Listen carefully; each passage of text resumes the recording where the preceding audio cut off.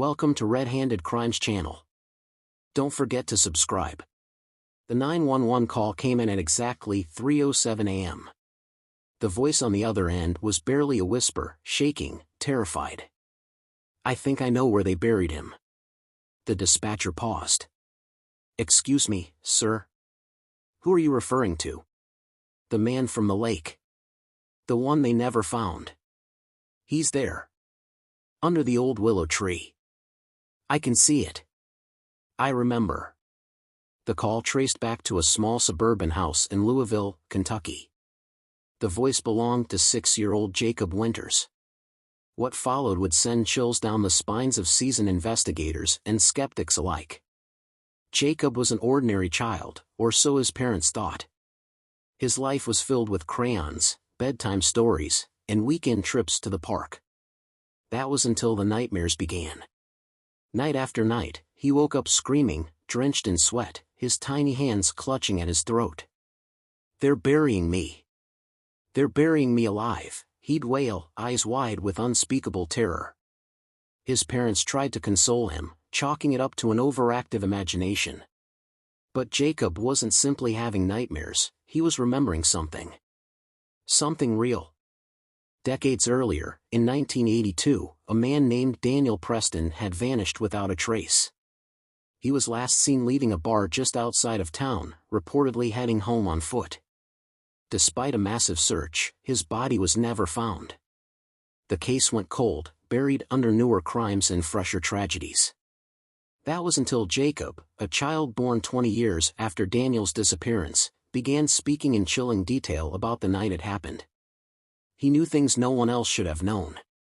Detective Laura Bennett had spent years chasing criminals, but she never expected to be following the words of a child.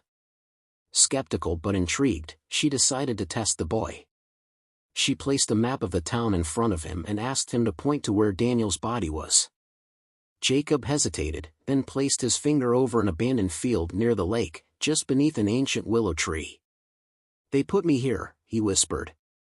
Detective Bennett felt a chill crawl down her spine. Authorities hesitated to dig, but pressure from media and Jacob's eerily accurate details forced their hand. A team was dispatched to the site. The ground was hard, compacted with years of sediment and neglect. Shovels clanged against roots and rocks, and then, something else. A body. DNA tests later confirmed the remains belonged to Daniel Preston. Just as Jacob had described, he had been buried face down, hands bound, with signs of blunt force trauma to the skull. Jacob, too young to even understand death fully, had known exactly how Daniel had died. As the investigation deepened, something even more disturbing came to light. Jacob's mannerisms, speech patterns, and even childhood habits bore an uncanny resemblance to Daniel Preston. He knew the names of people he'd never met, recalled memories he should never have had. And when he was shown an old, faded picture of Daniel Preston, he whispered, "That's me." The chilling truth. Jacob's descriptions led to the arrest of a long-suspected man, Richard Calhoun, Daniel's former business partner, who had reportedly had financial disputes with him before his disappearance. Confronted with the undeniable truth, Richard confessed. He had murdered Daniel in a fit of rage and buried him beneath the willow tree, confident that no one would ever find out. He was wrong. Decades later, a boy who should have had no knowledge of the crime spoke from the grave, or perhaps, from beyond it. A question that lingers. Was Jacob truly Daniel Preston reincarnated? Or had he somehow tapped into a memory that was never his? Experts debated. Scientists called it an anomaly. Spiritualists called it proof of past lives. The public called it a miracle.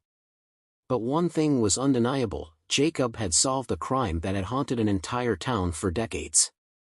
And somewhere, deep in the recesses of his young mind, the last echoes of Daniel Preston's life slowly began to fade.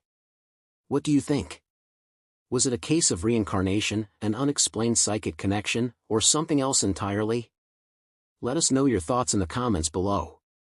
Don't forget to like, share, and subscribe for more chilling true crime mysteries that will leave you questioning everything. Thanks for watching. Don't forget to subscribe.